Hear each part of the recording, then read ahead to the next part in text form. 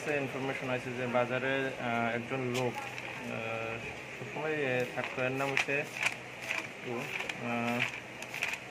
রতন বণিক, বয়স আনুমানিক 50।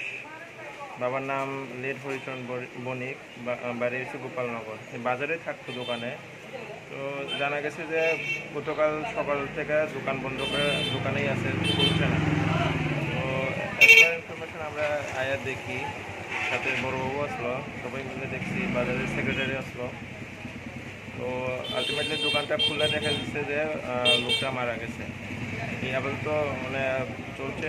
বাড়িতে ইনফর্ম করা হয়েছে বাড়ির লোকজন আইব। আর আমরা এসপার যে করানোর আছে আমরা পোস্টমর্টম করাবো, আপাতত এইটুকু।